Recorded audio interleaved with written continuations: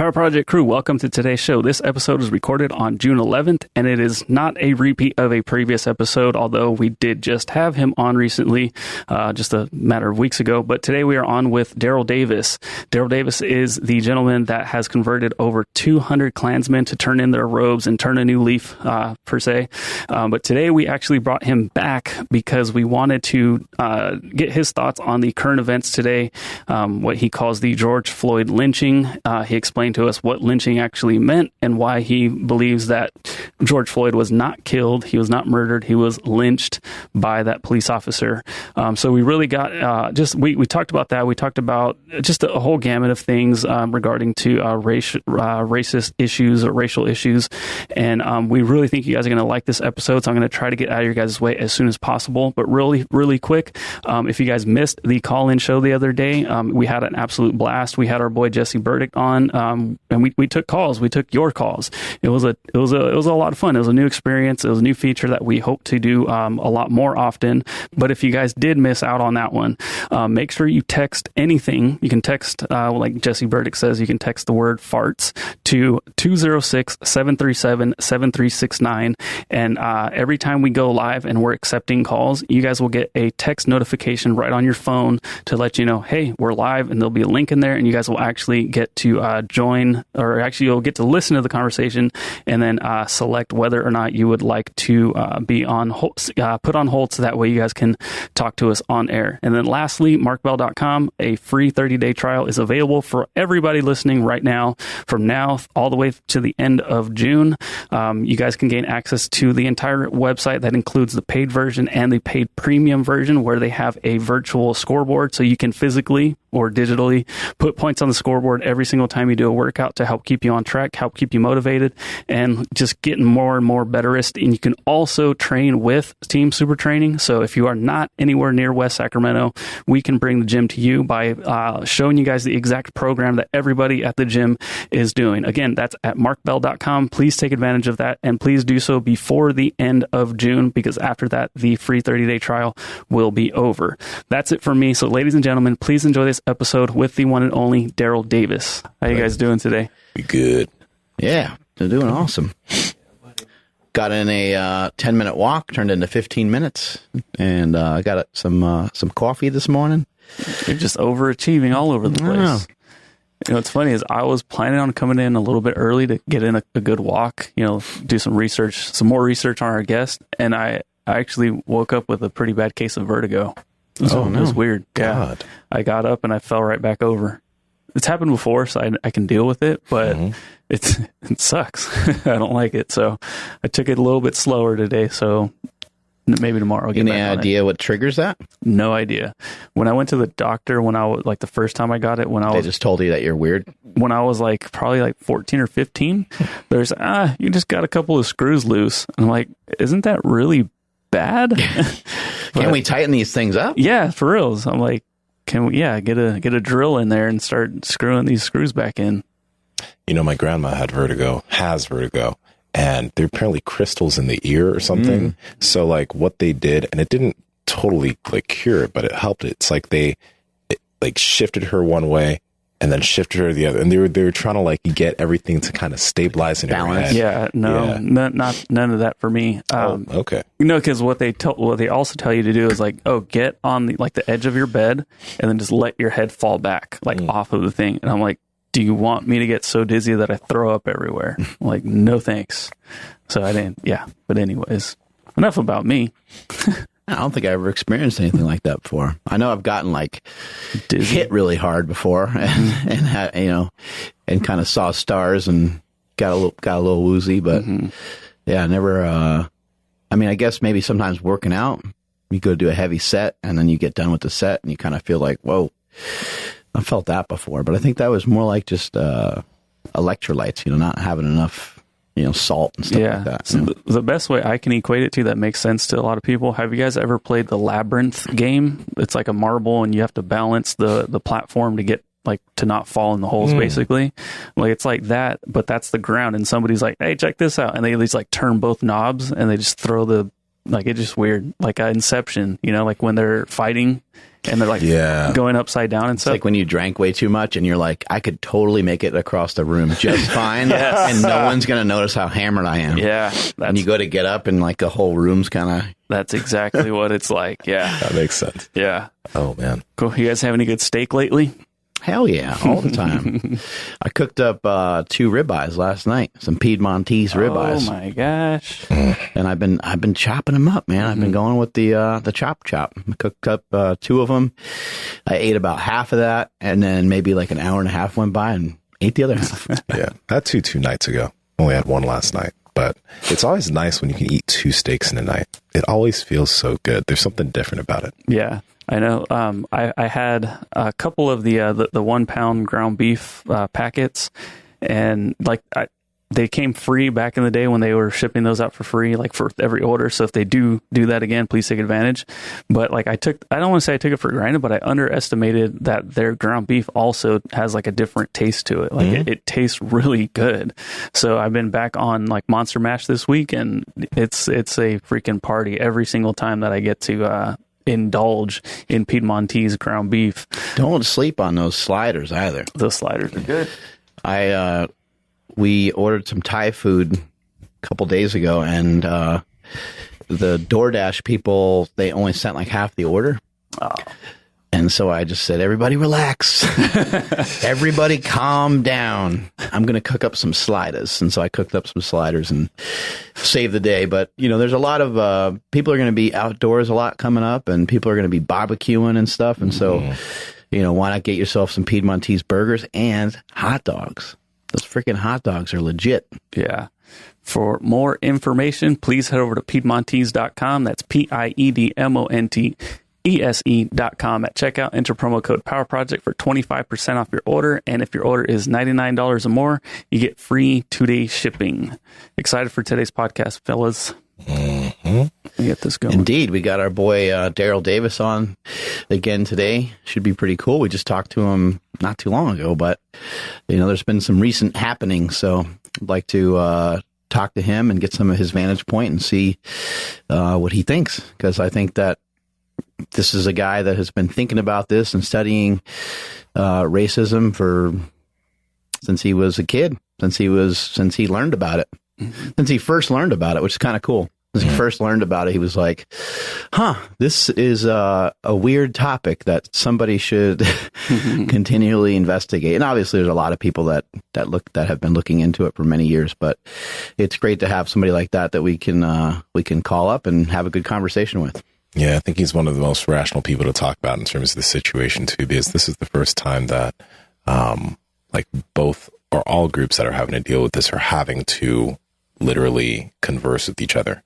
And then you see a lot of, I guess, you can't necessarily say it's a wrong way to talk about this, but you see a lot of ways that people are going about this, and you're just like, that could be done a little bit better, Yeah, well, look at some of the fallout that people are having with, making comments that are against like this change, against this movement towards perhaps, I don't want to say like getting rid of racism, because I don't know if that'll ever happen, but I guess having better common ground maybe, you know, and getting to a better situation where we have equal opportunities, equal rights in that fashion. And there's some people that, on social media have made statements, and it's like the country, and actually in other parts of the world as well, they're not tolerating that shit anymore. Whereas some people might be like, "Oh, that's funny."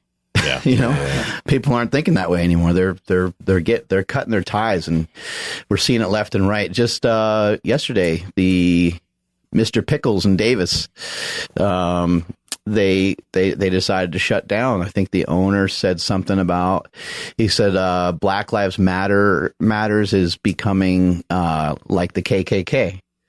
And, like, who knows why the guy made the statement. Maybe the guy felt he had I don't know, maybe he felt that made sense. I'm sure he didn't say it for no reason, but whatever the reason is, obviously people aren't going to agree with stuff like that, especially at the moment, and it just appears to me that Black Lives Matters as an establishment, is just trying to draw attention to the fact that there's been a history of blacks being mistreated over and over and over again. And so it's a weird time because you don't necessarily have to agree with everything that's going on. Mm-hmm. But I would say just until you get more information, there's no reason to be anti towards certain things. Yeah. There he is. Hey, good morning. Good morning. Good morning, Daryl. Yeah, how are you all doing?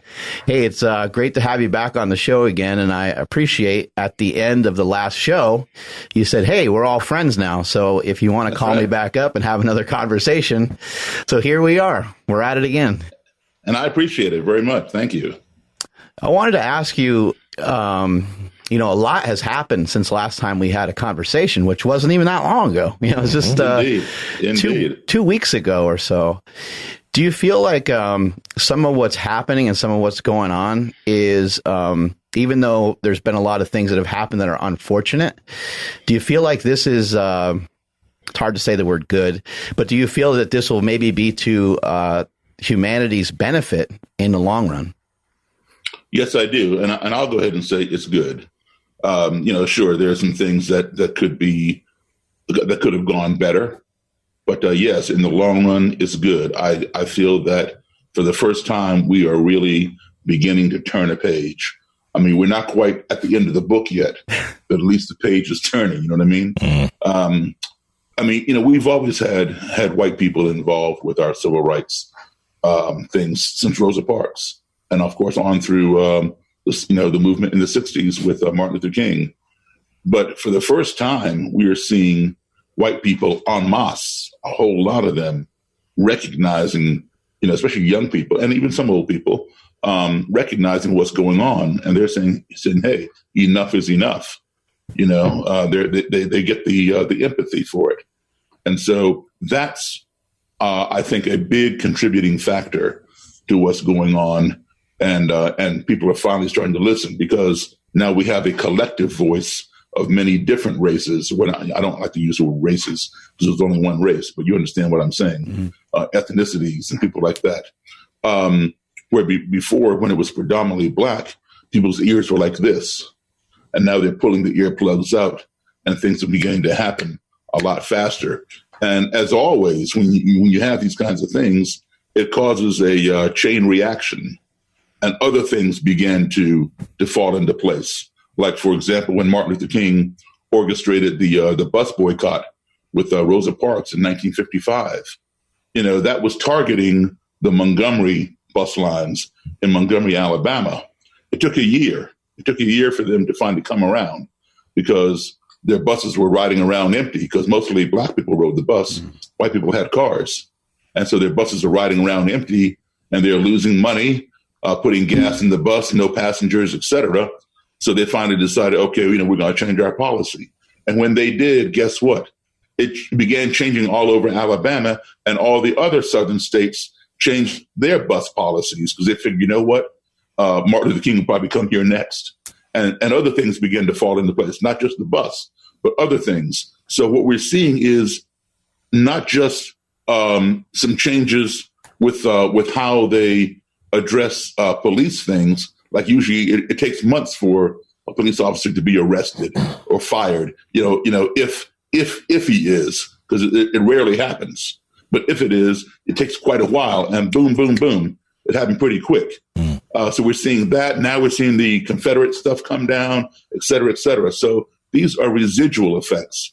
And one of the things, apart from the white people joining in to the march, is the coronavirus. That has kept a lot of people home. They can't go to work. Their businesses are shut down. So they're home doing nothing. So they come out to the streets and march. That's why we're seeing it'd be nice if it was on a regular basis with no lockdown. But if we had no lockdown, I don't believe you would have the record number of people because they would be at their jobs. But now, that they're on, lockdown or whatever, they're coming out, which is great.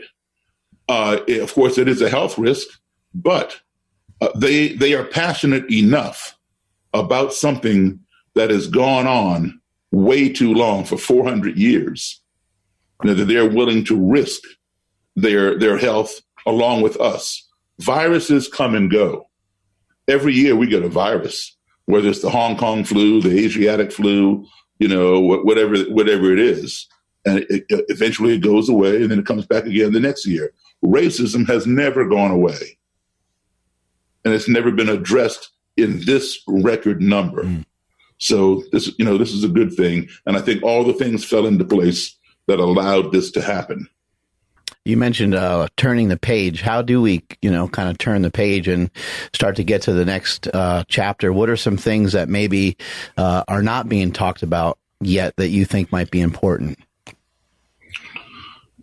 Well, of course, the police is just one small component of it. And of course, people say, well, the police kill white people too. Yes, they do, and also in high numbers too. But is there a racial component to the white killings? There might be like a power component, like I'm tough and you're not, and you do what I say or I'm going to, blow you away. There's always that component you have to deal with too. But Black people have the power component and the racial component, which is what a lot of people don't see unless they experience it. So, yes, police reform has to happen. A lot of things have to happen. I'm really, really glad that NASCAR took that step of removing that flag. That is big. And as a result, what does that flag, just to inform, what does that flag represent in your opinion? The Confederate flag? What it represents to me is the promotion of slavery. The Civil War was fought over slavery. Now, I realize that a lot of people are ignorant about their history, and they want to say it represents heritage. There are some people who know it represents hate and say it represents heritage. And then there are those who really believe it represents heritage and not hate. Those are the ones who really need to study history. There are a lot of things that the South has to be proud of. Slavery is not one of them. And the Civil War was fought over slavery. All this business about sovereignty of the states and all that. Yeah, sovereignty of the states so they could maintain their slaves. That's like saying people take drugs and it causes their heart to speed up and have arrhythmia, and then they die. So medically speaking, the person died of heart arrhythmia, a heart attack or whatever. Yeah, well, that heart attack was brought on by the drugs. So let's get to the source of why the heart sped up. So the Civil War, you can use whatever excuse you want to use, sovereignty of the states, this, that, and the other. But at the bottom line, slavery was at the core because people did not want to give up that free labor. They're making tons of money off somebody else picking cotton, picking tobacco, doing this and doing that, and not paying them. So, that's where their money, when you hear the term, oh, he comes from old money, she comes from old money, that's what they're talking about. The money that was generated off the backs of slaves. That's old money from way back, tobacco people, cotton people from the South. New money is like Silicon Valley. All right. So nobody wants to give up that free labor. And that's why they fought. Because, when you have money, you don't want to give it up. And that's a lot, why people are concerned about the election. Will they be able to keep their money? Because this guy has money, he represents money and looks out for the rich, et cetera, et cetera. It's very important. Whether you like him or not, you want your money. Do you think Abraham Lincoln wanted to abolish slavery because he wanted to be nice to black people, or do you think there's some underlying things that because I think that like in this decision that people are going to make coming up in voting, I think they're trying to think of like who's outwardly racist that I can make sure that I don't vote for, and I think in the case of Abraham Lincoln, he's always credited as being this great historical figure. who did this thing to abolish slavery. But, and I'm not going to say that he wasn't a great person or he wasn't a great president, but just in knowing something about politics, usually there's a political reason on why people do stuff rather than just for humanity. So what are your kind of thoughts on that? Well, of course, I don't know Abraham Lincoln, but I know about him and the things that, I've studied about him. Yes, he did abolish slavery. He did free the slaves. But I think it was, I lean towards thinking it was he wanted them to go back to where they came from.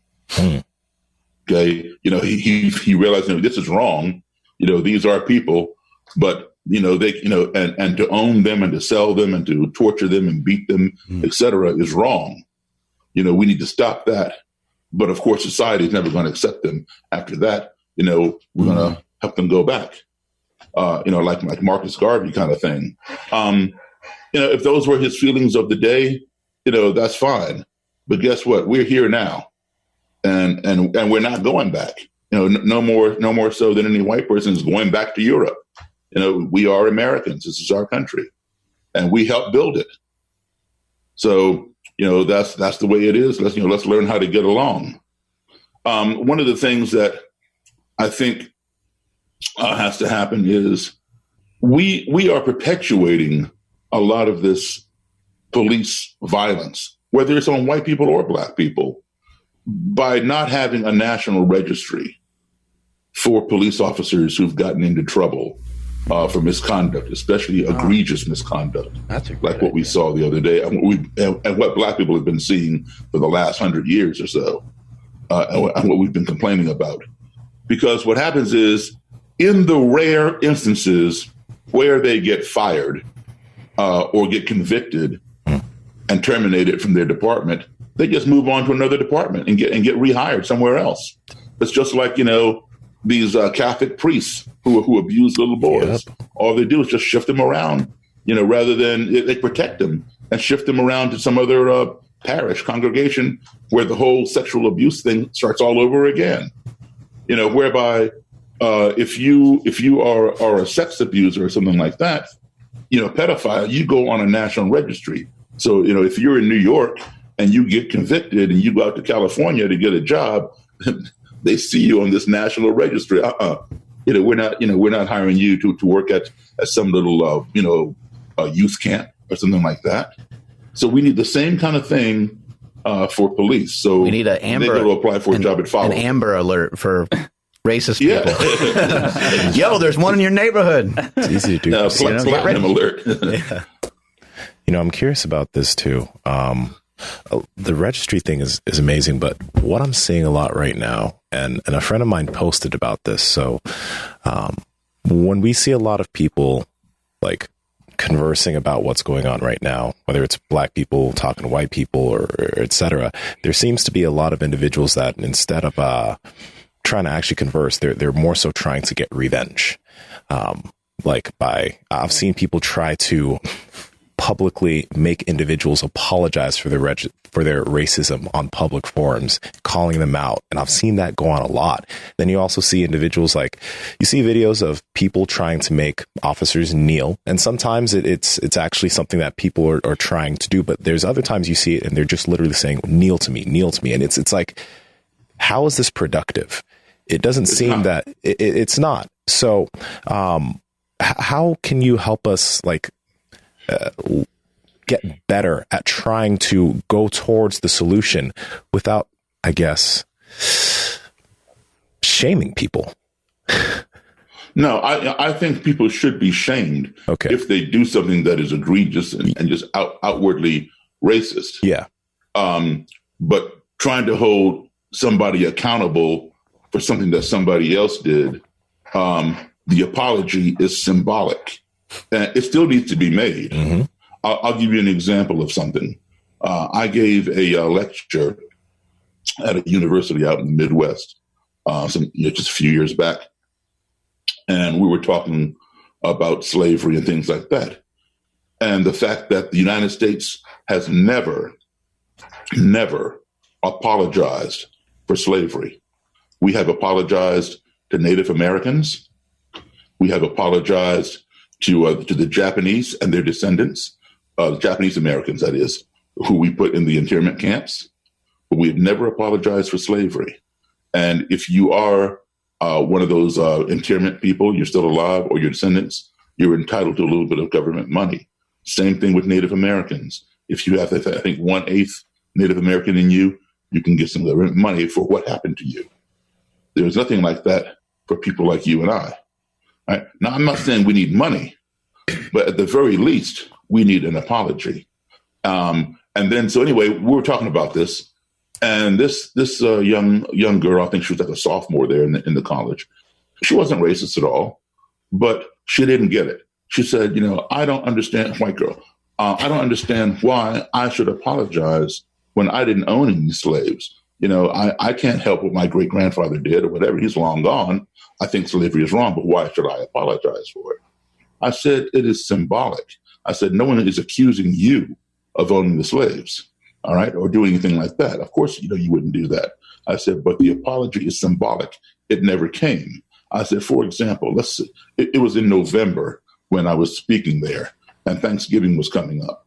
And I said, listen, let's say that I was a student here, and you knew I lived on the East Coast, and you say to me, hey, Darrell, are you going home for Thanksgiving, to be with your family or whatever? And I say, no, I don't have the money. I think I'm going to save up and I'll go home for on Christmas break. And then you say to me, well, I live here. My grandparents, they told me, I could bring home, some students, some of my classmates, who didn't have anywhere to go for Thanksgiving. Would you like to come to my grandparents for Thanksgiving dinner? I say, sure. Okay. So she picks me up from my dormitory, brings me over to her house along with some other kids. And while there, one of her grandparents makes a racist remark. He's off the cuff or whatever, because he's never had a black person in his house before. And on the way back to the dormitory, because she's driving me back, she says, I said, you say to me, hey, I'm sorry about what my grandfather said. He had no right to say that, blah, blah, blah. I said, would you do that? She goes, of course I would. I said, well, you know what? You just apologized for one of your ancestors that you had nothing to do with their remark. Your apology does not change what he did, but it's your acknowledgement that it was somebody related to you. And it's symbolic. If you had not apologized to me, we probably wouldn't be friends anymore on campus. It's the fact that you not. It doesn't change what he did or how he feels, but the fact that you acknowledge it. There are too many bystanders in our country who see what's going on. They know it's wrong, and they feel bad about it, but they don't want a voice. They don't want to put up their voice. And that, I think Martin Luther King said it. He who walks in silence hangs the innocent and lets the guilty go free. So, that's why an apology is needed. But trying to force one out of somebody, I think, is counterproductive. Gotcha. It has to come from within. So to answer your question, how do you do this? You have civil dialogue, civil discourse, and you lead by example and show people things, educate them, expose it to them so that they come to the conclusion, whoa, I never knew this. A lot of white people, even white people in Tulsa, Oklahoma, didn't even know about the Tulsa race riots because it's not in the history books there. It's been swept under the carpet, So when they start seeing it, it's like, whoa. Now I understand why you all are so pissed off.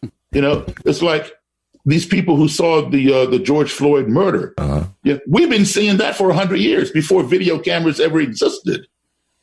And now they're seeing, they're like, I don't believe this.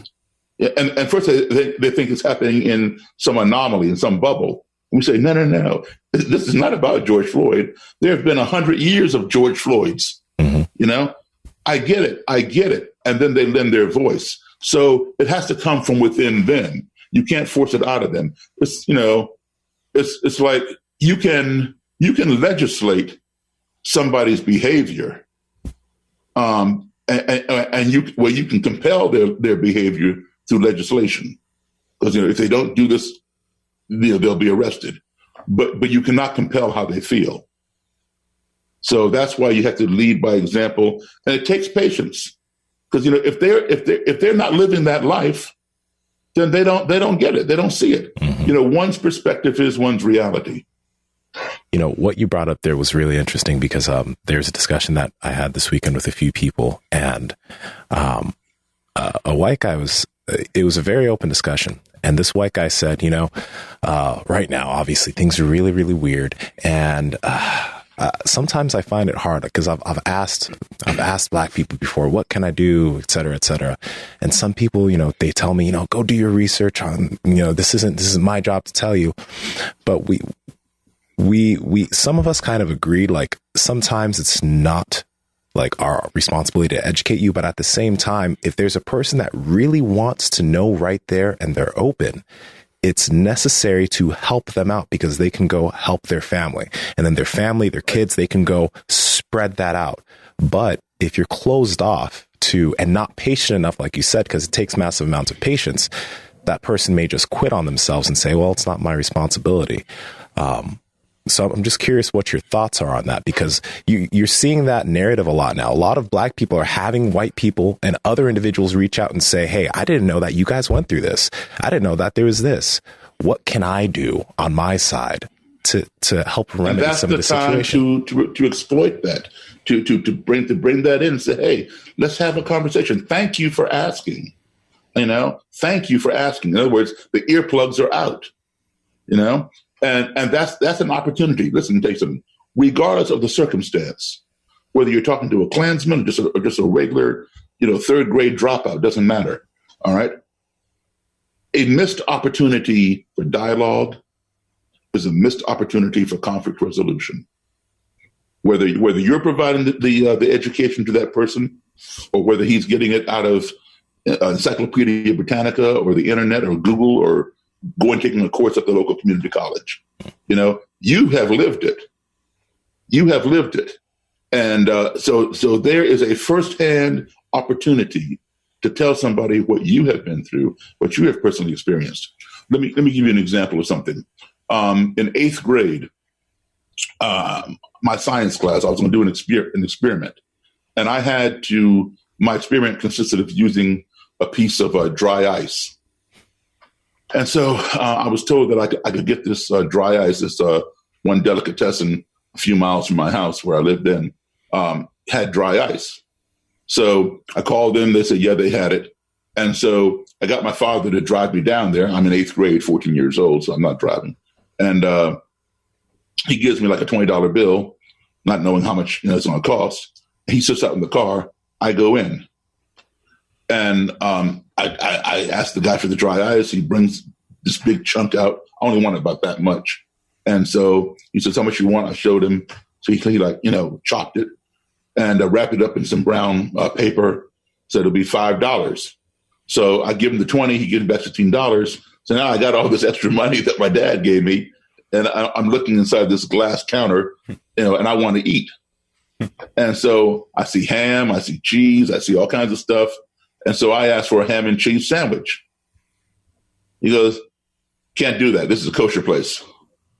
And now I'd heard the word kosher before, but to me, we kids, how we use the word kosher, it meant, everything was okay. It's kosher, that kind of thing. It's cool. It's kosher.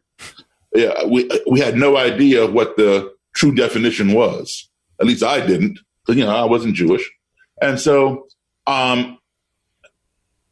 I'm thinking, okay, well, so it's cool. So why can't I have one? And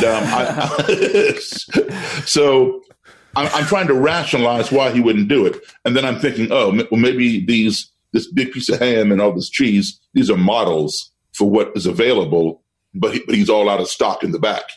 So I saw some other meat and some cheese and stuff. And I said, well, how about a salami and cheese? No, this is a kosher place. And I said, so what? Why can't I have the sandwich? He goes, get the hell out of here. And he kicked me out of the store, out of the delicatessen. Now, that was a missed opportunity to educate me. All right? Because I was ignorant. I had no clue. Obviously, he knew I wasn't Jewish. I mean, yes, there are Black Jews, but obviously if I was Jewish, I would know what kosher meant. So that right there told him I wasn't Jewish, let alone the color of my skin. I don't think he was racist. I just think that he was, all pissed off because I didn't know what something meant. I hadn't done my research, so to speak, and it wasn't his job to teach me. So if I that could have gone two ways, Fortunately for me, I later found out what kosher meant. And I would ask my friends, and they would tell me, most of them didn't know why. They knew what it meant. You don't mix the dairy with the meat. And I would say, but why? Well, that's just the way it is. Yeah. But why? Why? There has to be a reason behind it. Well, I don't know. My mother did it. My grandmother did it, just the way it is. Yeah, but what's the root of it? So anyway, or I could have been mad at all Jewish people and figured that they all are like that, because this guy behaved that way. And I was young, I was 14 years old. I'm impressionable. I didn't have that much contact with Jewish people. And that's my experience. So now I'm going to have a chip on my shoulder about Jewish people.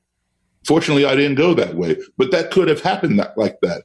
And so, yes, that is an opportunity for us as Black people, for him as a Jewish person. When you see somebody who is ignorant to something, and I don't use the word ignorant in a derogatory sense, I use it as an uneducated, unaware, unexposed. Yes, we have an opportunity to make things right. And the saying, I'm not my brother's keeper. Yes, we are. We all are in this country together. So all of you guys are my brothers, and I'm your keeper. And if I see something wrong, and I have an answer, I'm going to provide it to you.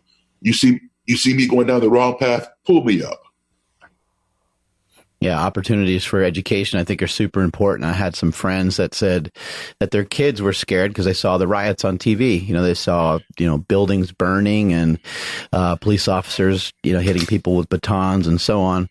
And I said, this is a great learning opportunity for you to talk to your children and say, well, the fear that you have, that uneasy feeling that you have in your heart and in your stomach is the same feeling that Black people feel when they're seeing cops do this on TV routinely. So I agree with you 100%. I think a lot of times people get frustrated sometimes with children because they don't know something, or they just assume that they're going to be able to, pick up on something. But it's a great opportunity just to deliver a message to them right then and there.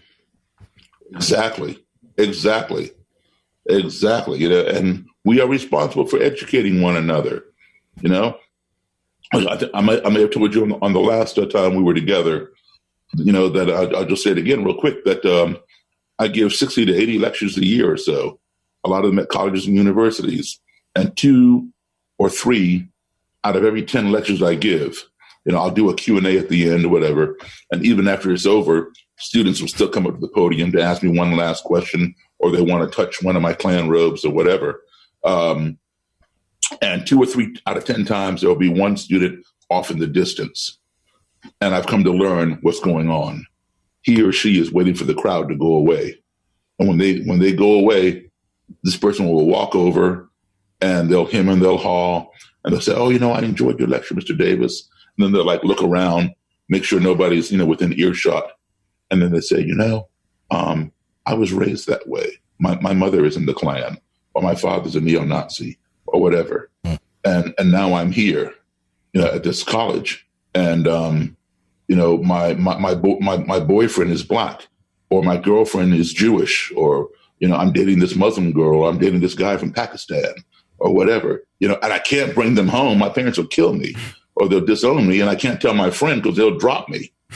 So they got this burning secret on their chest that's causing an ulcer, and they have to get it off. So they release it through me, because I'm the perfect person for them to speak with. And, because they don't know how to handle it. Because here's what happens. In their neighborhood, it's homogenized. Everybody there in that neighborhood goes to the same school. They cheer the same football team. They read the same books. They swim in the same community swimming pool, do the grocery shopping at the same, grocery store, et cetera. They're all the same. And now you come to college to get an education because your parents want you to get an education. The high school doesn't come with you. And now you're around people from all over the country and all over the world. And you find out that Jewish people don't have horns and Black people don't have tails. and Muslim people are not all terrorists, your eyes are like opening. And you're like, oh my goodness, how do you tell your parents they were wrong? Your parents wanted you to come here and get an education, but they didn't want you to get that education. And they damn sure didn't want you bringing that person home. You know what I mean?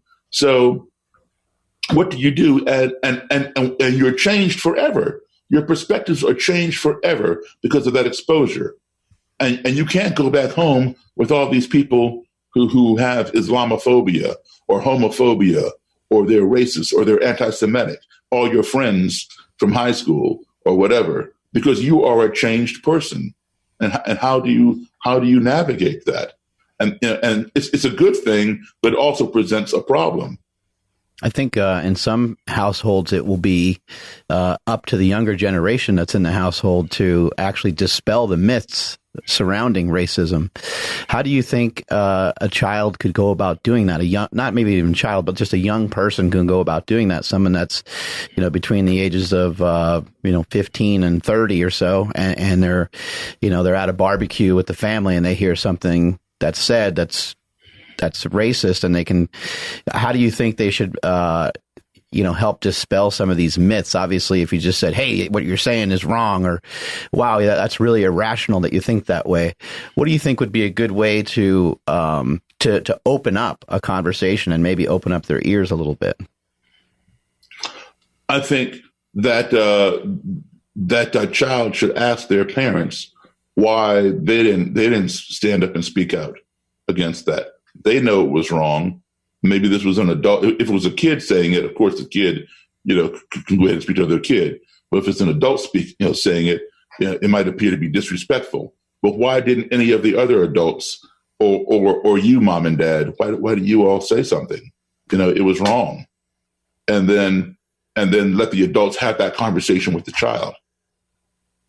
And either they'll defend what that person said, or they'll say, yeah, I know it was wrong, but. Well, there is no but, so that now they can have that conversation, and that child can see that oftentimes there is a lot of hypocrisy in that, because we all know people who have black or white or whatever who have some degree of some phobia in their family, whether it's fear of gay people or Jewish people or whatever people, and they say yeah, I love my uncle, but.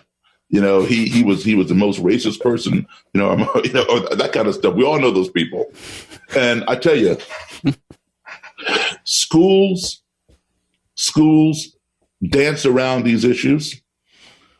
And one of the biggest culprits are our religious institutions. And I'm going to come down on them. I mean, I was raised in the church and all that kind of stuff. Right. And I'm a Christian, but pretty much every religion has some form of Sunday school for the younger people, like 4 and 5 year olds, 6-year-olds, etc. Mormons have it, Catholics have it, Protestants have it, Jewish people have it, and in that Sunday school, the kids learn God made a rainbow of different colors, and we're all God's children. He loves us all. And that's, again, we're 4 and 5, 6, 7, 8 years old. We're taking this in. And this is what we believe, because our personalities, our minds have not been shaped yet. We're young kids sponging information, and this is our teacher, an authoritative person, and we believe everything he or she says, whether it's in regular school, kindergarten, or at the church. So this is what we believe. And then when we reach puberty, adolescence, or whatever, we're sent upstairs to the larger congregation, and we sit in the upstairs and listen to the preacher, the reverend, the minister, the priest, the rabbi, whatever clergy is there. And that's when the problem starts, because that clergy, whichever it is, stops the Sunday school lesson. He or she no longer continues telling the mass congregation, we're all God's children. God made a rainbow. He loves us all. All right. Because if he or she were to say, hey, you know what, folks, it's okay for blacks and whites to get married. It's okay for Jewish people to marry Catholics or whatever. Half that congregation is going to get up and walk out. All right. And they damn sure won't be putting any money in that collection plate when it gets passed around, because you only pay for what you want to hear. If you're not hearing what you want to hear, you're not emptying your wallet into the collection plate. So what happens is this: you either leave the congregation or you get rid of that preacher and bring somebody else in who's going to tell you what you want to hear. It's just like if you send your kid to school, public school, and he's not learning in public school what you think he needs to learn, you snatch him out and you put him in a private school. If he doesn't learn it there, you snatch him out and you homeschool him. That's what happens. You pay for what you want to hear. And unfortunately, the clergy is putting money over morality. They know it's wrong, but they realize if they say something that their congregation doesn't want to hear, regardless of how moral it is, regardless of how they can best even back it up in the Bible, it doesn't matter. If you're going to lose clergy, you're going to lose a job. So they're putting money over morality, and that's got to stop. And we have Black Baptist churches, we have white Baptist churches, but yet we read the same King James Bible and pray to the same God. We have Black Baptist churches because we were not accepted in the white Baptist churches. So we had to establish our own. And then later on, of course, it's already established, blah, blah, blah, but they can still get together, but they don't. But then they say, we are brothers in Christ.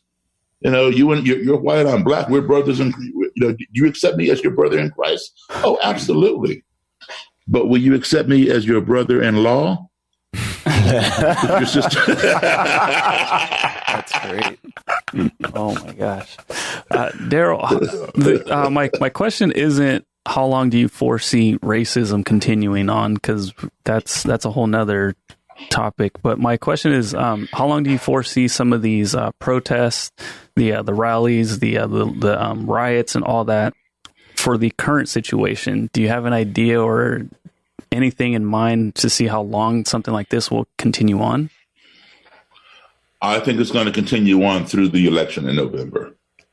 Maybe not as large as we see it, but it's all going to depend upon what happens. Like I said, the page is turning.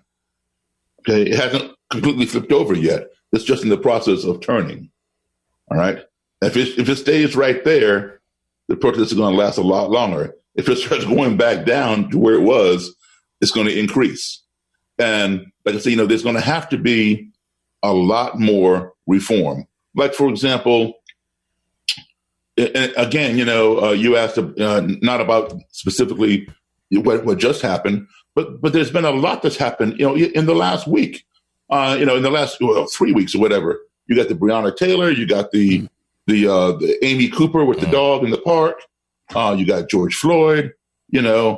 Something has to change. So it's always been happening. We're just seeing more. We're not seeing more and more of it.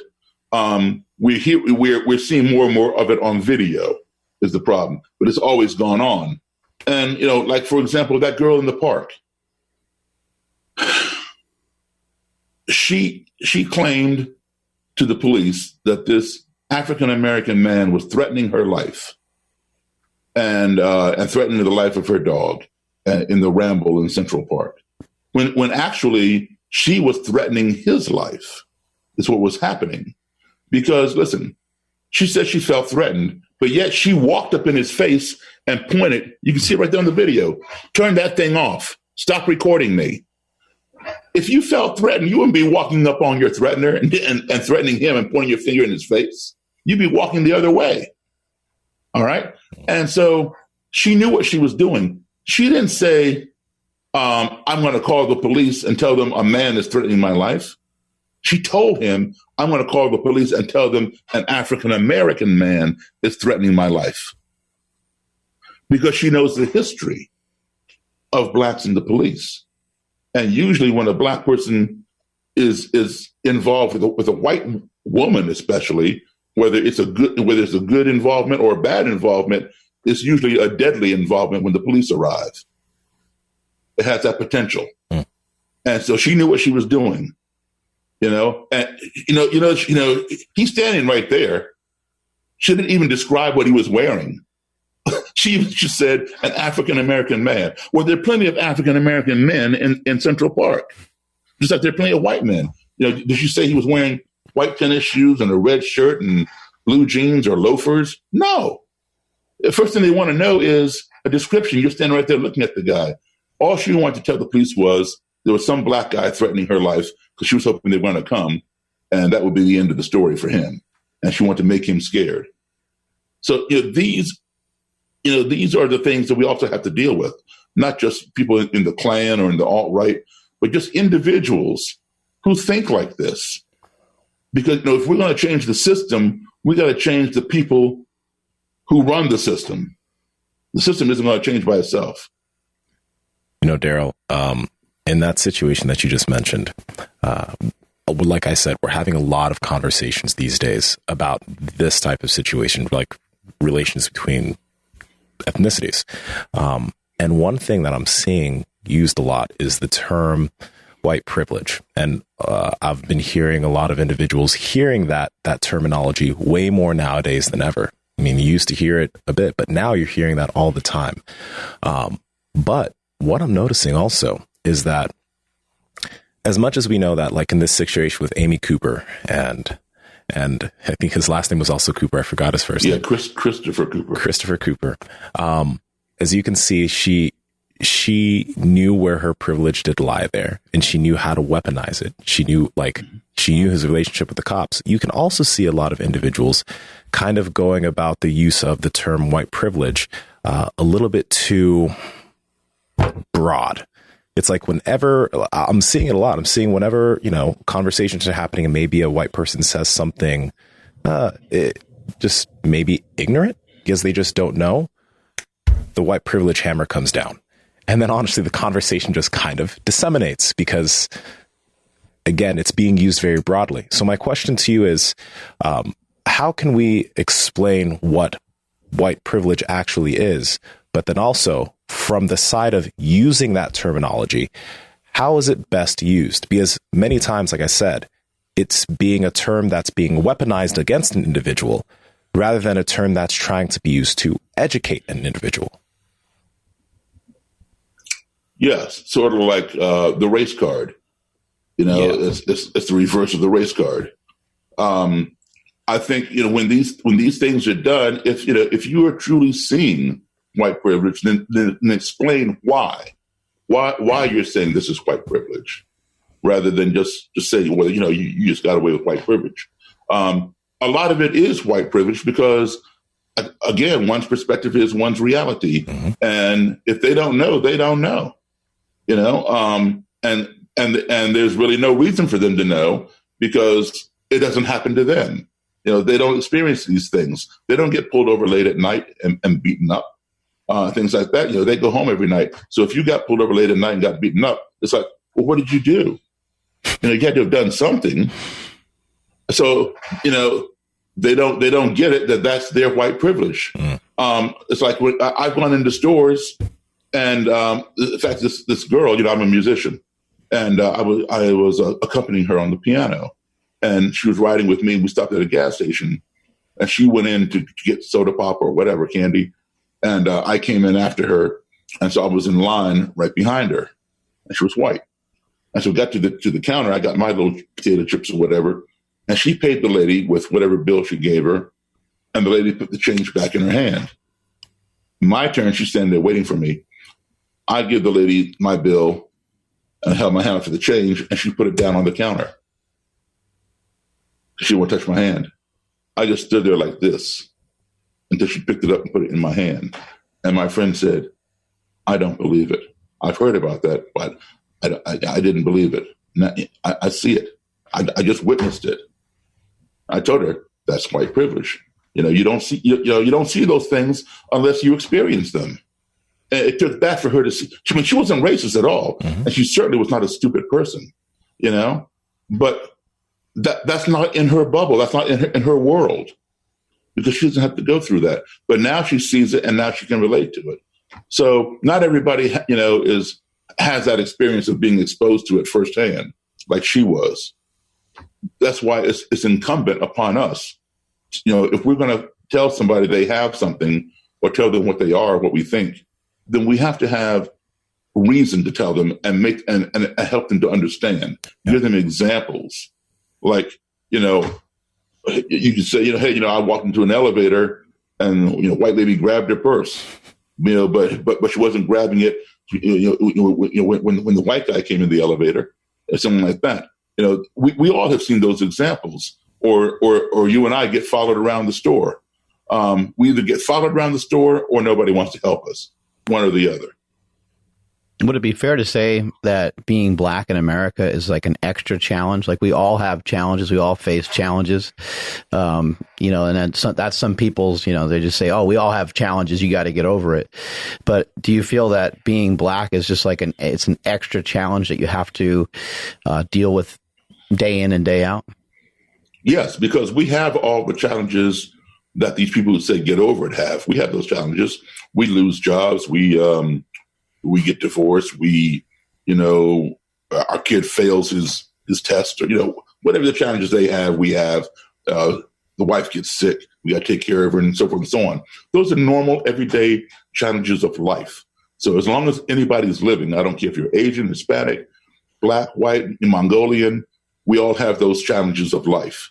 But yes, we have the extra challenge because we have a certain profile that we have to deal with in a area where people who fit that profile are not welcome or are feared. So yes, it's like police officers, it's said, when they go out, they put on that badge and gun and that uniform and they go to work, they go out, they are putting their lives on the line. They are. When they pull somebody over on the highway for speeding and they walk up to that car, they don't know, if they're going to be able to walk back to their car. The guy might pull a gun. It has happened. So yes, they are putting their lives on the line. But you know what?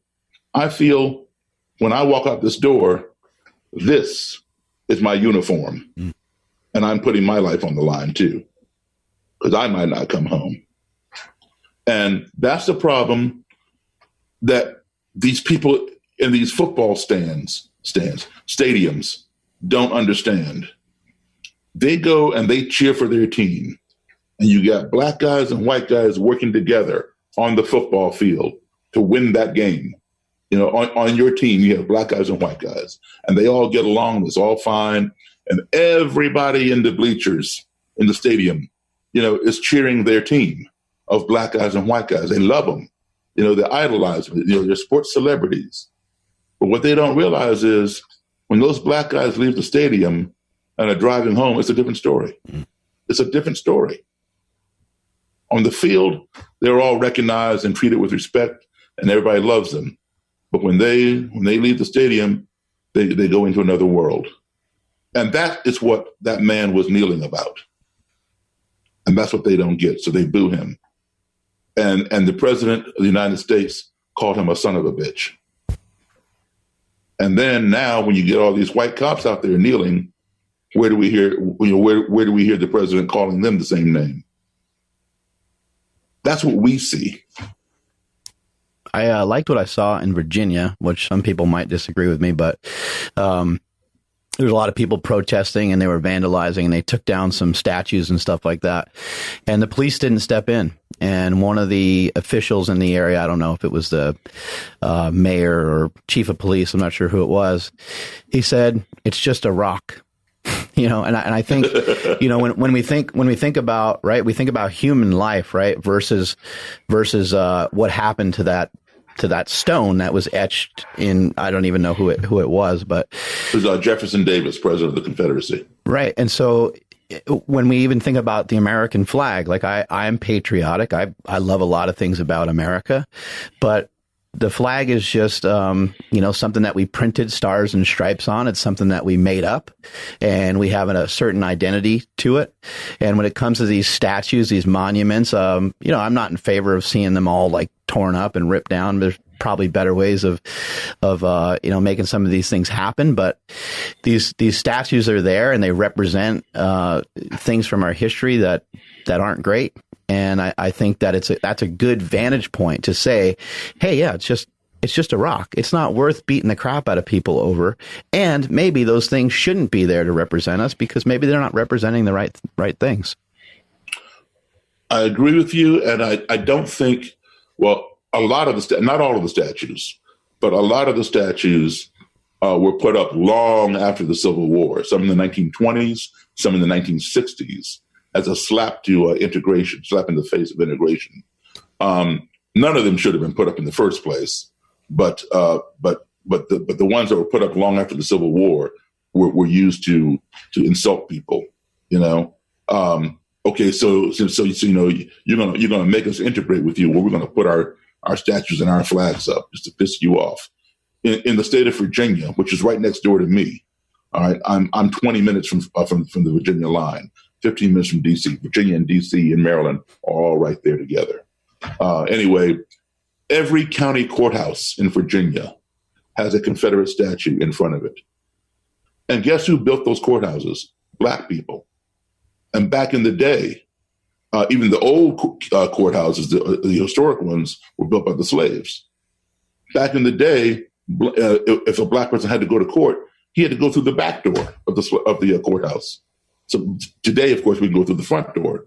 But if I have to go to Virginia to go to court for something, maybe I was speeding down the street or whatever and got a ticket over there in Virginia, I go to court, to traffic court. I have to walk past that Confederate statue. And I have to wonder to myself, am I going to get equal justice or am I going to get Confederate justice? So those things need to go. All right. They should not be destroyed. I don't believe in destroying them. They can be put in a museum. A Confederate memorial park can be built, and they can be put over there. Now, the government should not pay for that park. You know, Sons of the Confederacy and whatever else can pay for it or whatever. They can be put there, and their flag can be flown there. The Confederate flag does not deserve to be flown over the state capital of South Carolina.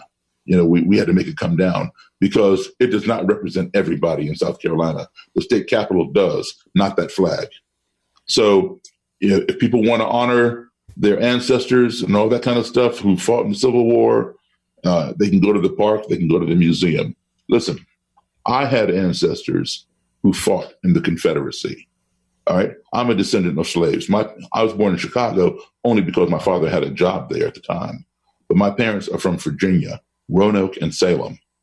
All right. So which was the seat of the Confederacy, state of Virginia. And if you know anything about American history, you know that the slaves had to fight for their slave masters in the Civil War. So my ancestors slaves fought in the Confederacy. Now, I honor my ancestors because without them, I wouldn't be here. But I don't honor slavery or the Confederacy myself. There are some people who do, and that's their business. They can go to their park. The loser does not get to build his statue. The loser does not get to fly his flag. We went to war against Japan when they bombed Pearl Harbor. We have plenty of Japanese Americans here in this country. And some of their ancestors were involved in that war against the United States with Japan. But do these people erect statues of Hirohito and whoever else and fly the Japanese flag? No. Japan lost. We went to war against Germany, against Adolf Hitler. There are countless German Americans in this country. And you know, their ancestors were involved with Hitler. Hitler was a dictator. You had no choice if you were in Germany, whether you agree with him or not. You were under him, and you fought for him. You stood for what he stood for. He was a dictator. If you didn't, you were eliminated. So those people love their ancestors. Do they erect statues of Adolf Hitler and Goebbels and all these other people and fly swastika flags outside their house? No. The South lost the war. Get over it. That's my attitude. Don't destroy those things as part of our history. Go build a park, get a museum, and go there and honor those people if that's what you want to do. But the government should not pay for it. Just like, we wouldn't pay for a statue of Hitler just because we want to honor German Americans, or a statue of the Emperor of Japan just because we want to honor Japanese Americans. So why would we build a statue of Robert E. Lee? And why would we pay for a Confederate park? The Confederacy lost. They got to understand that. It's just like slave plantations. You can go take a tour of slave plantations, and some of them charge you money to go on the property and go look at the slave quarters and see the big antebellum colonial homes and all this other kind of stuff. I would not pay money to go see that. Why would I pay money to go on a piece of property that my ancestors fought so hard to get the hell off of? Now, I've seen all that stuff. I've seen it on the free places, and I've been to Gorée Island over in Africa, where a lot of the slaves came from. I lived in Senegal. I lived in Africa for 10 years. So I visited Gorée Island for free, and I saw that. But why would I pay money to go on a piece of property that my people died and fought trying to get off of? Do you think rioting is necessary? I mean, it definitely draws a lot more attention to the situation. I don't think most rational people are in favor of violence of any kind or burning buildings, but it does seem like it made things more urgent. It seems like it maybe did put pressure on people. Let me explain that to you. You're saying violence is not necessary. Right. And that's what we've been saying. That's what we've been saying for 400 years. Right. Right. There was violence in choking that man to death up in New York, Eric Garner. There was violence on kneeling on the man's neck. There was violence in hanging somebody from a tree. And speaking, I digress for a second. Speaking of hanging somebody from a tree, George Floyd was not murdered. He was lynched. He was lynched. Okay. What's the definition for that? Of lynching? Yeah. Of taking somebody who allegedly has committed a crime and murdering that person before they have their day in court. So a lot of people think lynching is just hanging somebody from a tree. Emmett Till was lynched. He wasn't hung from a tree, and he was beaten and tortured and thrown in the river. The guy in James Byrd in Jasper, Texas, the Klan. You remember a few years ago, back in the 90s, the Klan grabbed him and chained him to the back of a pickup truck and dragged him to his death. That was a lynching. So you've seen those pictures of lynchings from the 1920s, where a whole family is out there and all kinds of white people stand there pointing at the black men hanging in the tree and smiling. They're posing for the camera. And some of those pictures were turned into postcards, and they would send them to their families out of state. This is how we handle our nigger problem. And there were postcards of this. Google lynchings, and you'll see them. That was a lynch mob. These people were arrested either legally or illegally. They were arrested for what they did, or even arrested for what they didn't do. And before they could go to court, a mob goes in, a white mob goes in, snatches them out of the cell, and brings them to a tree and strings them up. That's a lynch mob. And oftentimes, not all the time, but oftentimes the authorities were in on it. They'd leave the door unlocked because they knew the lynch mob was coming, and they didn't, want their jail torn up. So they unlocked the door. Otherwise, the door would get broken down. And how do you get into a locked cell? Somebody left the door unlocked. You understand? All right. So when you have all these people standing there watching somebody be murdered by hanging him on a tree, and then you pose for pictures. What I saw those 2 Mondays ago when George Floyd was breathing his last breath, that was a lynching. Okay, you got two officers, one holding him down on the back, even though he wasn't moving, he wasn't resisting. He's handcuffed, other guy holding him down on the legs, one guy standing on the sidewalk holding the young people passing by from getting too close, and Derek Chauvin kneeling on his neck, looking right at the camera the whole time that he's being filmed until this man took his last breath. That is a lynching. That's a lynching. So back to the protests and the rioting and stuff.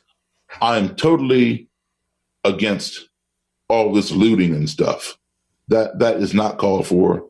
That is never called for.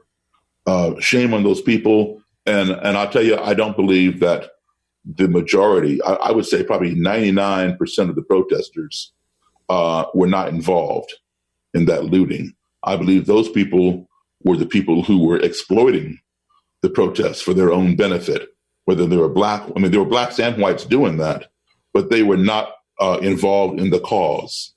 All right. They were there to stir up trouble, create dissension or whatever. You know, some said, you know, there was Antifa, there was white supremacists involved, nationalists, et cetera, who were blending in with the protesters, et cetera. Yeah, probably. Okay, because that's how they do. They exploit. But I don't advocate, and I'm not justifying the burning down of the buildings, but I understand it. And there is a reason why that happens. And let me explain that to you, because people always say to me, "Why? You know, I don't understand why you people set fires, to the buildings and stuff, and even in your own neighborhood and blah blah blah." Here's the reason: because we have been crying out, we have been demanding to be heard, and again, nobody was listening. Now, if you are driving down the street speeding, or you run through a red light, cop pulls you over, you get a citation, you get a ticket. If you do something to somebody and hurt them or something, they sue you. If you don't pay your credit card bill, on time, you get a late fee attached to it. All these examples I just gave you are costing you money. And the reason why you get the ticket or you get the late penalty or the lawsuit is to deter your behavior from occurring again. They figure if they can separate you from your money, you will modify your behavior, because nobody likes to be separated from their money. You work hard for that money. Somebody sues you for $50,000 and they win, or you get a $150 speeding ticket, or $25 extra on your credit card bill because you didn't pay it on time. Chances are you're going to modify your behavior. You're not going to speed down that street again. You're not going to do whatever it was you did to that guy to somebody else. All right, and you are going to pay your credit cards on time. So money modifies your behavior if you're separated from it. Well, these people have been begging to be heard for decades, and nobody is listening. And then they go to the court, and the court is unbalanced. It's not blind justice. It's this kind of justice, peeping out of one eye. So they're frustrated. The only way they can get your attention is the same way you get theirs, to hit them in the wallet. So they go and they burn down the city. That costs the city millions and millions and millions of dollars to rebuild. And the insurance companies that have to insure those people, the insurance companies are mad at the police because they got to pay out, because all these buildings have insurance. So the insurance companies want the police to also modify their behavior, because insurance companies, you know how they are. They don't want to get rid of their money. They want you to pay premiums, but when it comes time to collect, they don't want to pay you. But now they have to. So when you hit somebody like that and cost them millions of dollars, all of a sudden they pull the earplugs out, and now they're willing to hear you. You understand? I'm not laughing at it, but it's just ironic. I don't advocate burning down buildings, and I don't justify it. But I'm just giving you the reason why it's happening, because you're separating the city from its money. And you saw how fast the firing happened, and the arrests were made, and then when the third degree murder, whatever that is, was instituted, more buildings got burned down, and a new prosecutor came in, took over the case, and upped it to a second-degree murder. And he may up it to first degree if there's enough evidence. You mentioned Antifa. You educated us better than anybody on the KKK. Can you educate us on who Antifa is and what they're like? Why do they keep getting mentioned so much during these protests and riots? Well, Antifa is short for anti-fascist, and here, there was an Antifa movement in Italy and in Germany way back when, and they've just taken that name.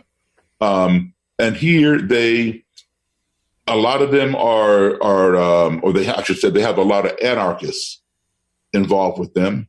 Their goal is to get rid of racism, which is an admirable goal. I don't necessarily agree with the methods that they do it. They can be very violent, very destructive, very aggressive, and they are definitely very impatient. I've had my run-ins with Antifa. I too want to get rid of racism, but I don't believe in causing violence and overthrowing the government and attacking the police and all that kind of stuff. And they will attack anybody who does not agree with their methods. The anarchists join that because they're ready to rumble and they want to instigate, chaos. So that's a good place to do it. Just like the people who want to exploit the protesters, they burn down the buildings, other ones go in there and loot, that kind of thing. So I've had several run-ins with Antifa because I'm willing to sit down and talk with the KKK and or neo-Nazis, and they don't like that. In fact, one of them called me a white supremacist, which just caused me to burst out laughing. Because, I've been called every name in the book except my own name, but that was the first time I've been called a white supremacist.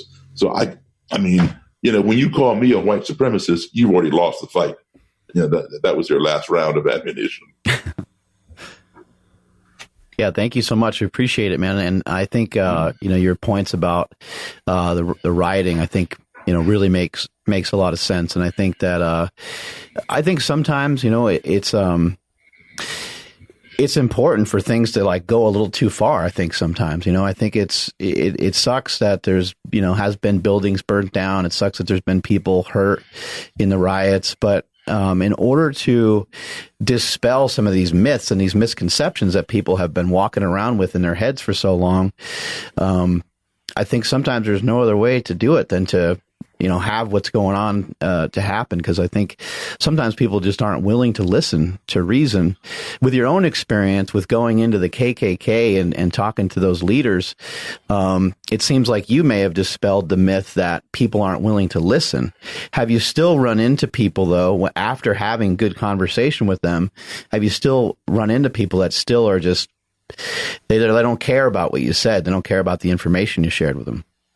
Sure, there are people like that for sure, but there are more. I've had more good experiences than I've had bad. But there will always be people, who won't listen, and they will go to their graves being hateful, violent, and racist. And here's another thing. This time around, not only do we have more collective voices that represent this country, all ethnicities coming and marching with us. And which is getting the attention of the people who need to hear it. They're seeing this for the first time, but it's also getting the attention of the world. We are in a fishbowl now, and other countries around the world are looking at us and having their own protests. See signs for George Floyd over in Berlin, Germany, in London, in Paris and other places, because we are in a fishbowl. They are demanding not only justice in our country, but also in their own countries. So that's why I say, this page is turning, for the first time a lot further, than it has turned before. And that's not to discount all the work that's led up to this, because without the previous people, doing their thing, we could not have gotten to this point to do our thing. So it's very important, that this thing is happening and is getting the attention that it's getting.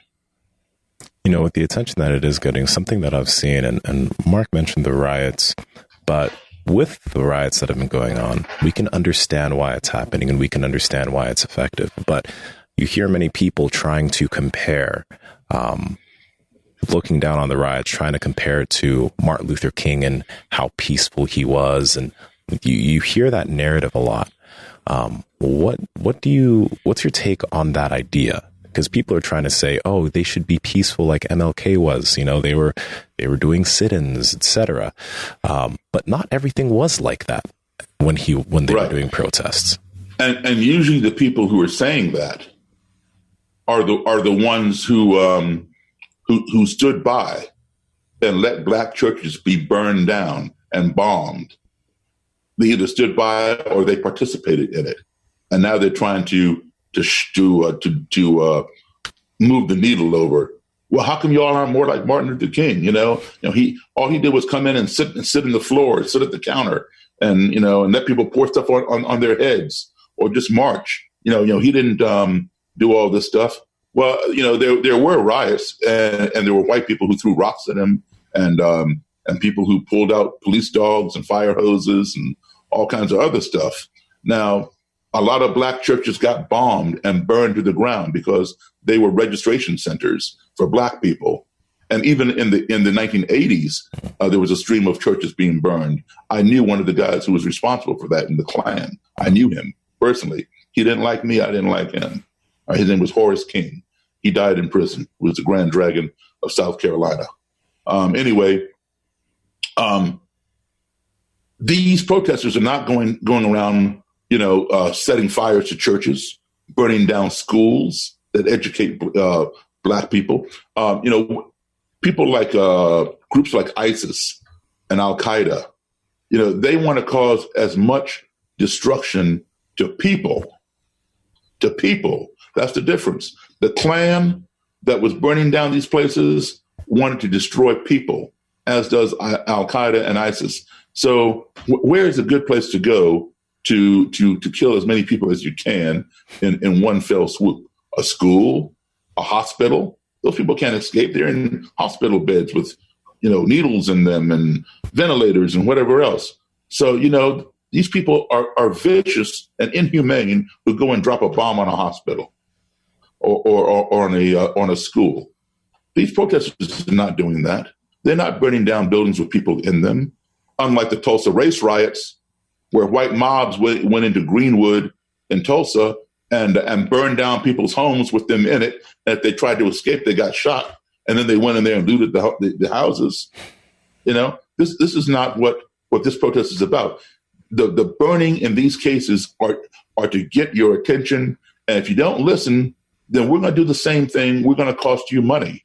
In World War II, Pearl Harbor got attacked in 1943 on December 7th or something. What did we do? We went and dropped a bomb, a nuclear bomb, on Hiroshima and on Nagasaki. When Muammar Gaddafi of Libya shot down Pan Am 103 or something, what did we do? We went and dropped a bomb on his palace. He was not home at the time. He was out in the desert. But allegedly, his little daughter was killed in that thing when Reagan dropped the bomb. When Saddam Hussein threatened us, what did we do? We came over there and bombed his country. So we're not strangers to punishing people, for and going overboard with it. But these protesters are not doing that. They're not killing people. They are trying to get your attention so that you will listen. And as you listen and things change, things start to get. You see now the protests aren't as strong. They're not. They're still strong in spirit, but they're not en masse. You don't see the burnings. You don't see all this going on because people are starting to listen. So maybe in the future there won't be any burnings. I'm not saying it's the tool to use. I'm just pointing out why it's used. You've been a great resource for us. I really appreciate it. Where can people find you? Where can people follow along and get more information from you? DarrellDavis.com, DARYL, Davis, DAVIS.com. And, I hope people will call me or email me, Darrell@DarrellDavis.com, see my website. And let's all get together. Let's all do this thing collectively because we are supposed to be the United States of America, not the Confederate States of America, the United States of America. And when you hold your hand over your heart and I hold my hand over my heart and we say the Pledge of Allegiance, we should both be believing in the same thing. One nation, indivisible, under God, with liberty and justice for all. But right now, we are not one nation. We are not indivisible. We are very divided. And it's certainly no liberty and justice for all. So that's where we want to get to. So think about that next time you said the Pledge of Allegiance. Not everybody gets that, that there's some people who are not getting liberty and justice for all. And there's some people who are very divided. And that's what we have to fix so that we all can be equally proud to say those words. Well said. Thank you again. Always a pleasure to have you on the show, and can't wait to meet you in person one day. Absolutely. Thank you, guys. I really, really appreciate it. Cool. Thank you, sir. Thank you so much. Okay. Take care, y'all. You too. Bye-bye. Okay. Always fun having him on the show. Always a good time. Man. He's the best. Got a lot of great information. Just to clear something up, when I was talking about those statues, I'm not in favor of like vandalizing stuff. I'm not in favor of that necessarily. But what I thought was great was it's hard to figure out how to like defend these pieces of property. And the main thing is any of this stuff could be rebuilt. If they thought that there's any reason to put up certain statues, or they thought certain statues do represent parts of America that people believe in or think is fair, then they can reestablish that. But the ones they took down, obviously they took those down they're ripping those down for a reason. But I thought, what a great attitude by the law enforcement in the area to just say it's just a rock, And I think if both sides can kind of get to that position of like, it doesn't actually really mean anything. We shouldn't be like killing each other over it. We shouldn't be beating the hell out of each other over it.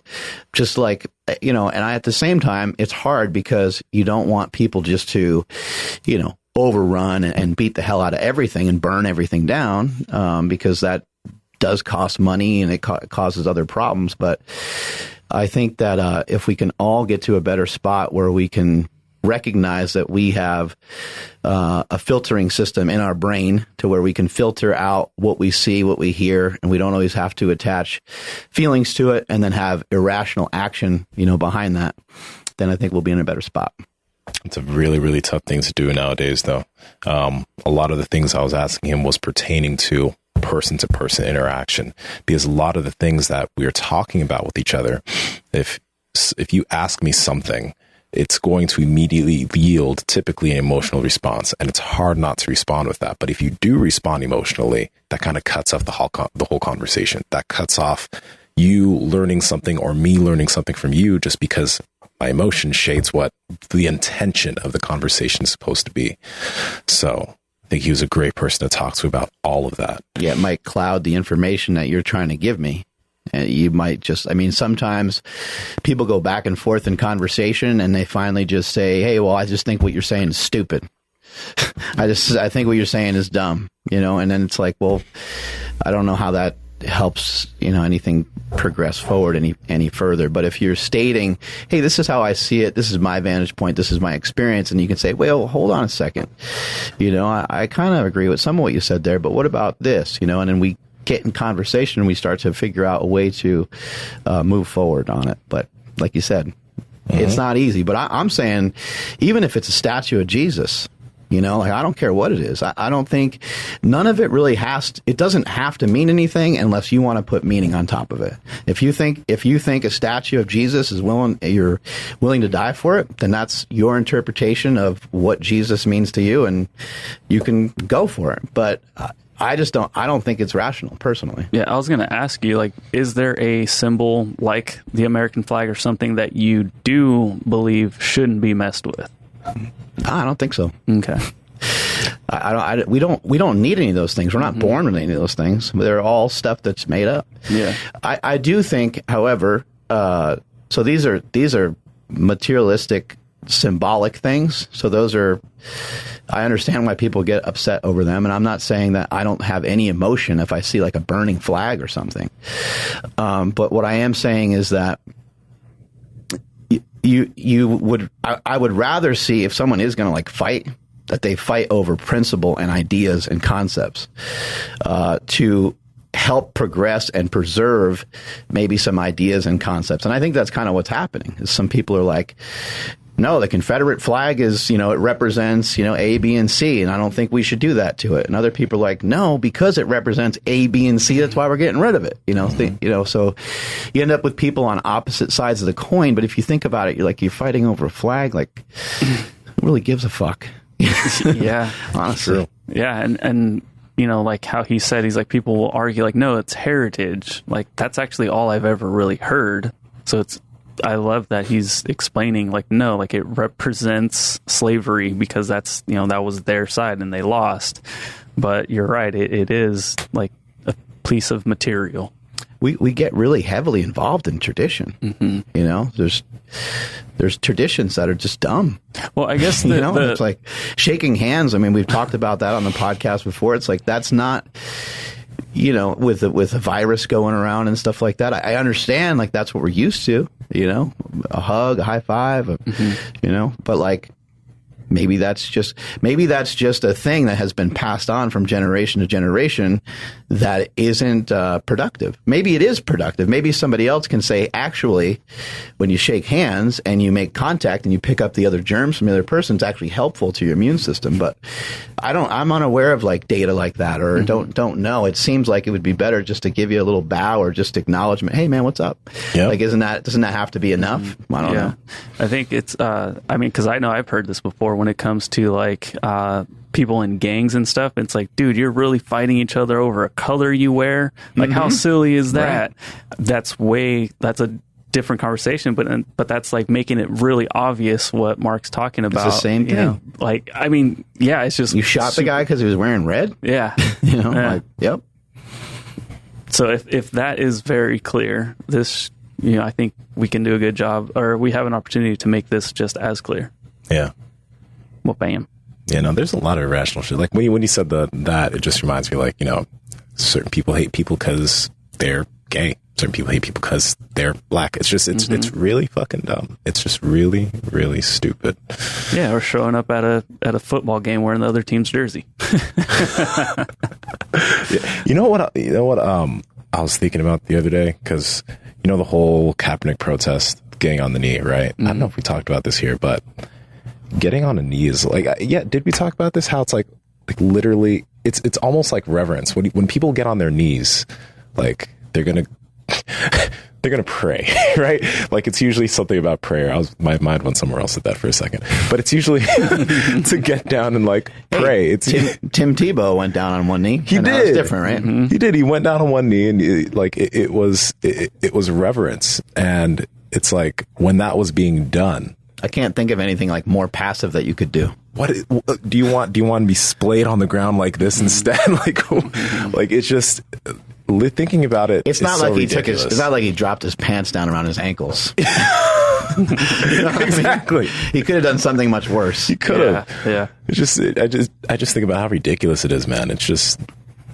And a lot of his like protests got kind of hijacked because then people made it about the anthem and about the flag. And he was really just trying to, who knows exactly what his exact intentions were, but whatever it is, it worked because it just had people have conversation. Yeah. You believe what Kaepernick did? What an asshole. And it got people talking. It got people having a conversation. And some people were like, actually, he was doing it against, police brutality. And some people were like, I don't like it because, it's against the anthem and it's against tradition. And it's like, well, part of having freedom is the choice to, unfortunately, part of having freedom is to even be racist. It's all part of it. You get to pick and choose what you want to be. But as soon as you start stepping on other people's toes, you start to outwardly do things that are hateful.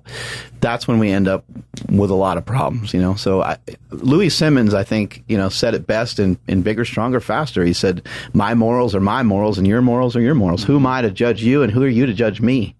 I love that philosophy, And if we're not outwardly encroaching on each other's morals and ideas and concepts, and I'm not doing anything to you, your family, I'm not doing anything to another race, then you know what I mean? Like everything should be kosher. Mm-hmm. Someone not liking someone's perfectly okay, but you better not.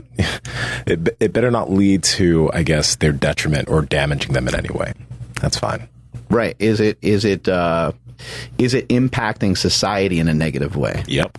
Which it very well could be, because if you own a company, you could be making decisions based off of your bias, and you could be making decisions in your day-to-day that are based off your bias that could potentially not be helpful, I guess I'd say. Yep. Yeah, and then this is a really crazy realization, but we were talking about redlining and like how if you were from a certain area, you were not allowed to get, or you weren't going to get a loan for another, better neighborhood and stuff. Mm-hmm. It was pretty interesting. Like I actually could see the people who were putting, placing bids on my house, like who they were. Like some would even send pictures and stuff. And I was just like, man, if I like really wanted to, like I can just make sure to like outwardly seek out a certain race or, color of skin or something. And I was just like, it kind of, I don't know, it just maybe because everything that's going on right now, it just blew me away to think like, damn, that's another way that, like systemic racism would continue on.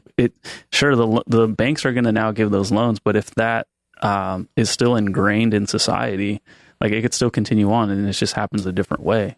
It just really tripped me out, like almost to the point where like I got the chills. Just like, oh shit, like if I wanted to, I could say no to all these people and yes to this person, even though their offer sucks. Mm-hmm. Like it's wild, like. You're really taking into consideration your neighborhood. How are these people going to fit into this neighborhood? Which shouldn't really even be a factor. It's like, can they afford the home? Mm-hmm. And I mean, the transaction should be pretty simple. I mean, but even think about how it could even be worse than that if you're renting it.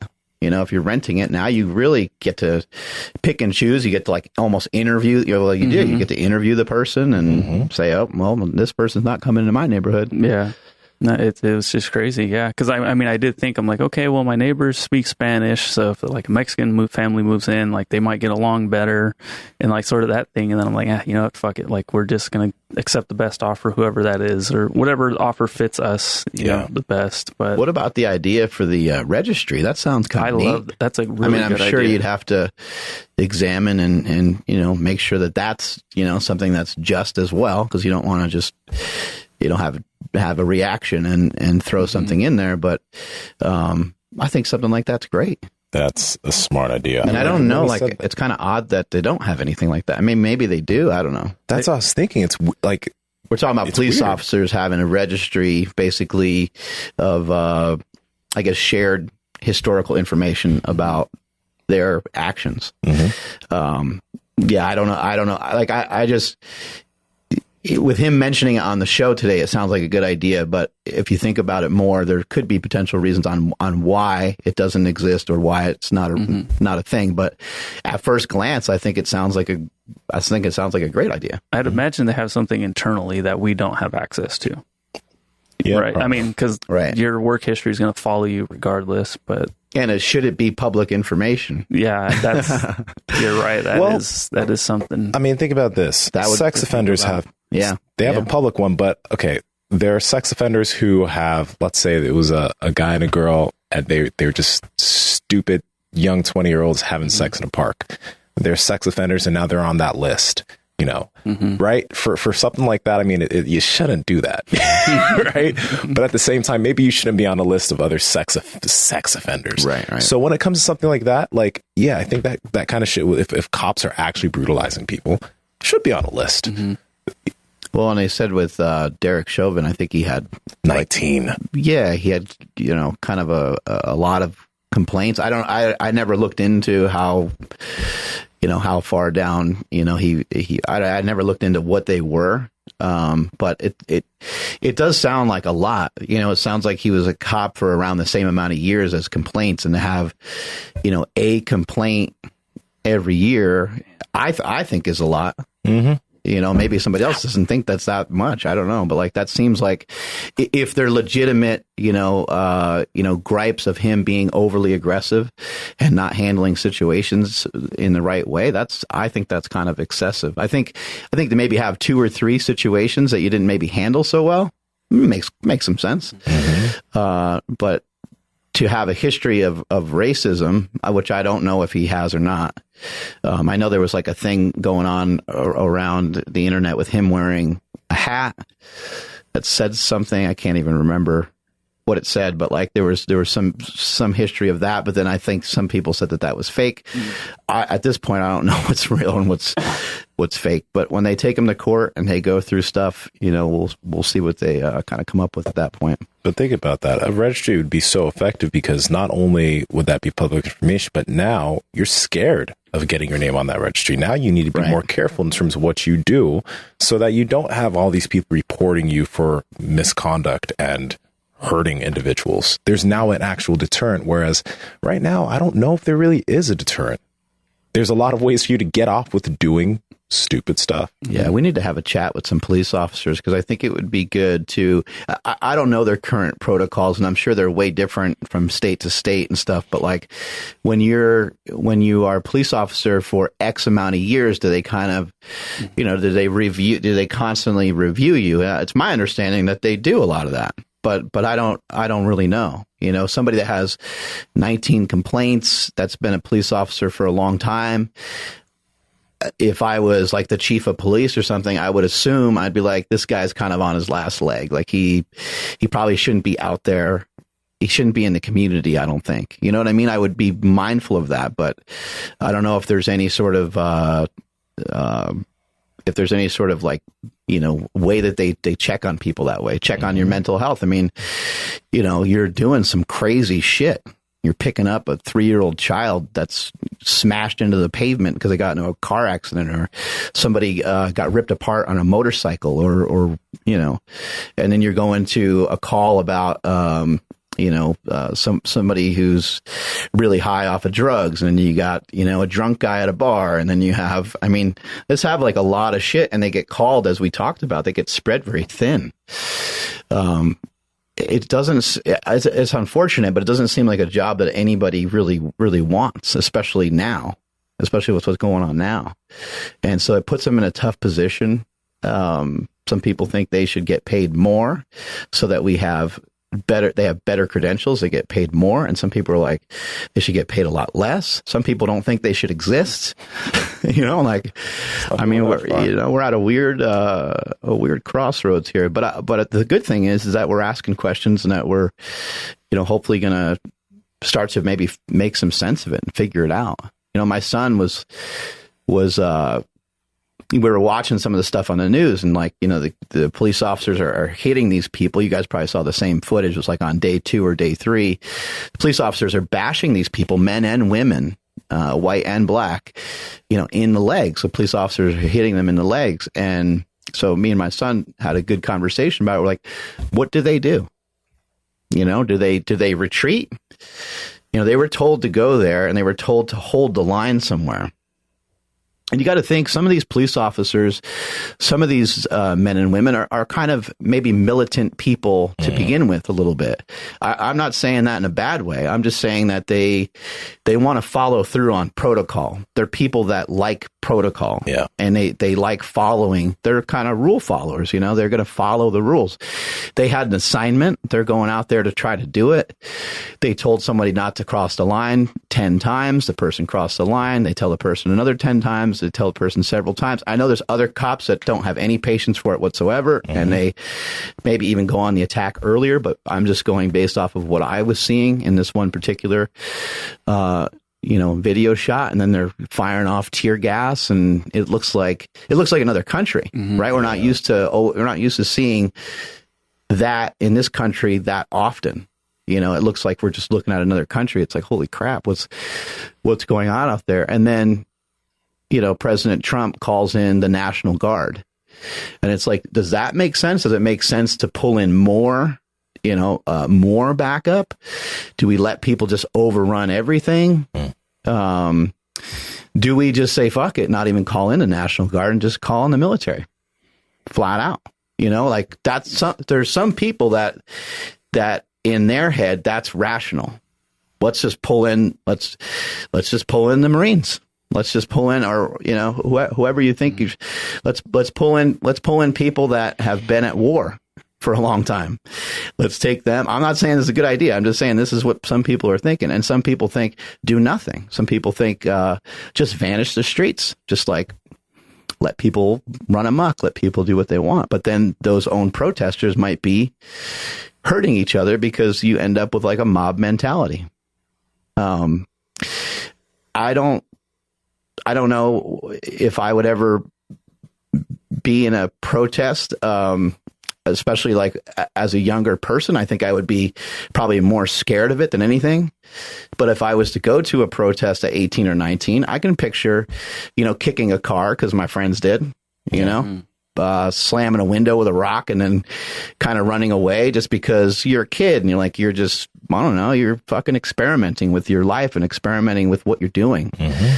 And what if that rock that you threw hit somebody in the head or something? Like, you just, I don't know, it's a mob mentality. Everybody else is kicking stuff. Everybody else is causing a ruckus as well.